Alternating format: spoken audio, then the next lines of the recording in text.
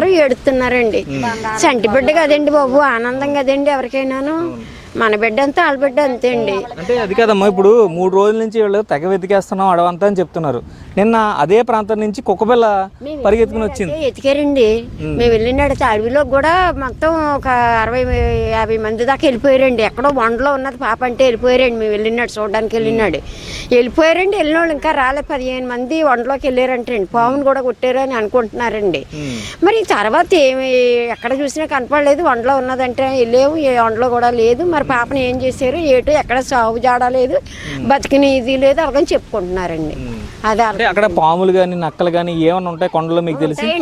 ఉంటాయండి, ఎలిబంట్లు ఉంటాయి, పాములు ఉంటాయి. అక్కడక్కడ నాల సింహం పెద్ద పుల్లు కూడా తిరిగియండి. ఇప్పుడు లేవు, ఇప్పుడు తిరగడం కనపడలేదండి. ఈ మాత్రం ఎలిబంట్లు, కోతులు, అలంబండ్లు ఇవన్నీ ఎక్కువగా ఉంటాయండి. ఫారెస్ట్ వాళ్ళు ఏమో రేస్ కుక్కలు కూడా ఏం లేవు ఇక్కడ అంటున్నారు. కుక్కలు అయితే లేవండి, రేస్ కుక్కలు లాంటివే లేవు. ఇంకా ఎలుగుబంట్లు అలాంటి పెద్ద జంతువులు ఏమి ఉండవు అంటున్నారు. ఉంటాయండి, కొండ మీద ఉంటాయండి. కొండలకి వెళ్ళిన వాళ్ళకి ఇక ఎక్కడైనా కనపడతాయండి. మరి మనం ఏం చేస్తామండి, మనకి ఏం తెలుస్తుందండి.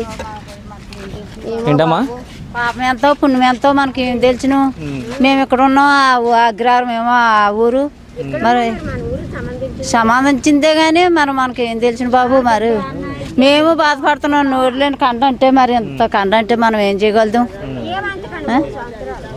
ఇది చూసుకోవచ్చు. ఒకసారి చూసినట్లయితే ఈ గ్రామస్తులందరూ కూడా తీవ్రంగా శోకసంద్రంలో మునిగిపోయారని చెప్పుకోవచ్చు. చిన్న పాప కోసం ఇంకా ఎన్ని రోజులు వెతుకుతారంటూ కూడా ప్రశ్నిస్తున్న పరిస్థితి కనిపిస్తుంది. ఆ కొండపైన ఏది ఉండదు, క్రూరమృగాలు ఏమీ లేవని చెప్తున్నారు. కానీ కొండపైకి వెళ్ళే మాకు తెలుసు అక్కడ ఎలుగుబంట్లు ఉంటాయి, పెద్ద పెద్ద పాములు ఉంటాయి, అదేవిధంగా కోతుల గుంపులు ఉంటాయి, నక్కలు ఉంటాయి.